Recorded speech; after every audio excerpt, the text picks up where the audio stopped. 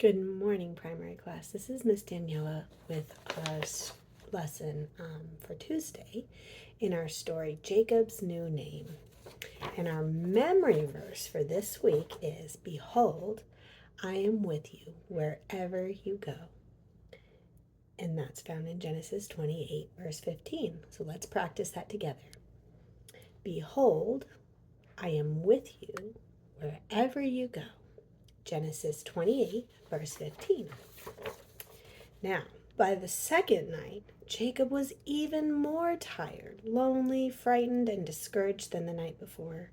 Kneeling on the ground, he cried and begged God to forgive him. He longed to know that he wasn't all alone. Even though Jacob had prayed, he still felt as if God hadn't heard him. Finally, using a stone for a pillow, he lay on the ground. At last, he fell asleep. While he slept, Jacob had a wonderful dream.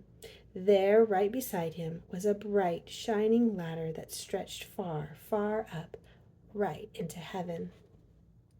Going up and down on the ladder were many beautiful angels, and God himself stood at the top. Then God spoke to him. What did God say? Let's find out in Genesis 28, verse 13 through 15.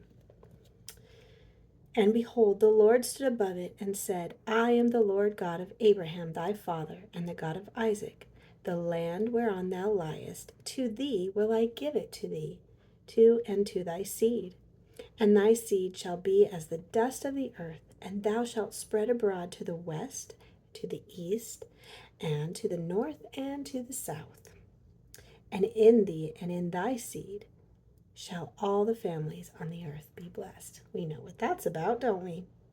And behold, I am with thee, and will keep thee in all places whither thou goest, and will bring thee again into this land.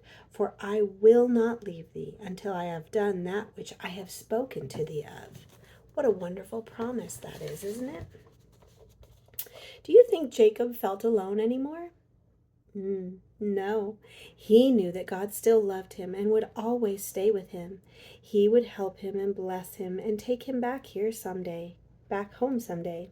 He would still keep the wonderful promises that he had made to grandfather Abraham. Before he started walking again, Jacob took the stone he had used as his pillow and set it up as a monument. He called that place Bethel, which means house of God. What else did Jacob do? We can read about it in verse 22. And he discerned, 28 verse 22, not 27. And this stone which I have set for a pillar shall be God's house, and of all that thou shalt give me, I will surely give a tenth unto thee. Oh, we know what that's about. We just learned about that, didn't we? Do you remember what we call that tenth? That's right, we call it the tithe. And that 1/10 belongs to God, doesn't it? Now, think about this. The ladder in Jacob's dream represented Jesus, who would come all the way from heaven to our world in order to save us. Do our angels help us all the time? Is God just as close to us as he was to Jacob that night?